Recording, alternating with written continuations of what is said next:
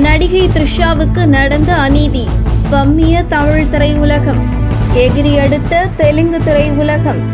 தமிழ் திரையுலகத்தை சார்ந்த நடிகர் நடிகைகள் எப்படி இருக்க வேண்டும் என்பதற்கு பாடம் எடுத்துள்ளது தெலுங்கு சினிமாவைச் சேர்ந்த நடிகர் நடிகைகள். அதாவது தொடர்ந்து தமிழ் சினிமா நடிகர் நடிகைகள் பற்றி என்ன வேண்டுமானாலும் பேசலாம், யாரும் கண்டுகொள்ள மாட்டார்கள் என்கின்ற மிதப்பில் கண்டபடி தொடர்ந்து நடிகர் நடிகைகள் பற்றிய கிசுகிசு மற்றும் அவர்களுடைய தனிப்பட்ட வாழ்க்கை குறித்து தொடர்ந்து பலரும் பலவிதமாக சமூக வலைதளம் மூலமாக பேசி வருகிறார்கள். கிசுகிசு பேசினாலும் பரவாயில்லை, ஒரு தனிப்பட்ட ஒரு நடிகரோ அல்லது நடிகை மீது அவதூறு பரப்பும் வகையில் ஆதாரமே இல்லாமல் கண்டபடி பேசி வருவதையும் பார்க்க முடிகிறது.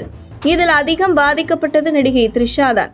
சம்பந்தமே இல்லாமல் ஒரு நபர் கடந்த சில மாதங்களுக்கு முன்பு நடிகை த்ரிஷாவுக்கும் எனக்கும் திருமணம் முடிந்துவிட்டது, நடிகை த்ரிஷா தான் என்னுடைய மனைவி என்று மனநலம் பாதிக்கப்பட்டவர் போன்று ஒரு நபர் தொடர்ந்து பேசுகிறார். அவரையும் அனைத்து யூடியூப் சேனல்களும் தொடர்ந்து பேட்டி எடுத்துக்கொண்டுதான் இருந்தது. ஆனால் இதை தமிழ் திரையுலகம் கண்டுகொள்ளவில்லை. அதே நேரத்தில் சம்பந்தப்பட்ட த்ரிஷாவும் கூட இதை பெரிதுபடுத்தாமல் கடந்து சென்று விட்டார். இந்த நிலையில் இதில் உச்சகட்டமாக கடந்த வருடம் நடிகை த்ரிஷாவுக்கு நடந்த உச்சகட்ட அநீதிதான். ஜெயலலிதா மறைவுக்கு பின்பு அதிமுக ஆட்சி அமைப்பதற்காக கூவத்தூரில் அதிமுக சட்டமன்ற உறுப்பினர்களை அடைத்து வைக்கப்பட்டிருந்தனர். அப்போது பல சினிமா நடிகைகளை அந்த சட்டமன்ற உறுப்பினர்களுக்கும் அமைச்சர்களுக்கும் சப்ளை செய்ததாகவும், அதில் நடிகை த்ரிஷாவையும் ஒரு குறிப்பிட்ட அதிமுக பிரமுகருக்கு கூவத்தூருக்கு சப்ளை செய்ததாக ஒரு தனிநபர் பேட்டி ஒன்றில் தெரிவித்து மிகப்பெரிய பரபரப்பை ஏற்படுத்தினர். ஆனால் இதற்கு தமிழ் திரையுலகம் தரப்பிலிருந்து எந்த ஒரு நடவடிக்கையும் எடுத்ததாக தெரியவில்லை. இப்படி தமிழ் திரையுலகம் இருந்து கொண்டிருக்கையில் சக நடிகர் நடிகைக்கு ஒரு பிரச்சனை என்றால் எப்படி செயல்பட வேண்டும் என்று ஆந்திர திரையுலகத்தினர் தற்பொழுது தமிழ் திரையரங்கத்திற்கு பாடம் எடுத்துள்ளார்கள்.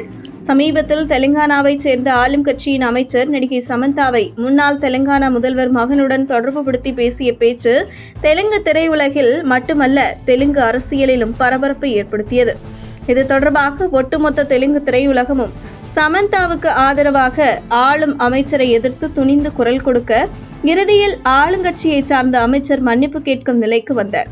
அந்த அளவிற்கு ஆளும் அரசை சேர்ந்த அமைச்சர் ஒருவரை எதிர்த்து கண்டன குரல் எழுப்பும் தெலுங்கு திரையுலகம் போன்று தமிழ் திரை உலகத்திற்கு துணிவு இருக்கா என்றால் அது மிகப்பெரிய கேள்விக்குறி. அதிகாரத்தில் இருப்பவர்களை எதிர்த்து குரல் கொடுத்தால் எங்கே நமக்கு ஏதாவது பிரச்சனை வந்துவிடுமோ என வாய் மூடி அமைதியாக கடந்து செல்கிறது தமிழ் திரையுலகம். அந்த வகையில் தமிழ் துறையினருக்கு நடிகர் நடிகைகளுக்கு துணிச்சலாக எப்படி நடந்து கொள்ள வேண்டும் என்பது தற்போது சமந்தா விவகாரத்தில் தெலுங்கு சினிமா நடிகர் நடிகைகள் பாடம் எடுத்து உள்ளார்கள் என்று சொல்லலாம்.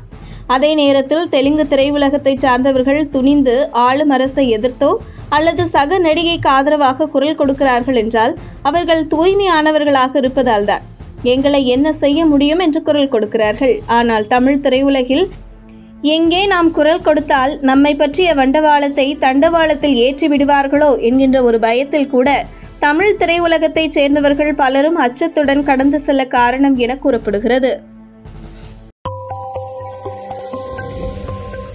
உங்கள் தின சேவல்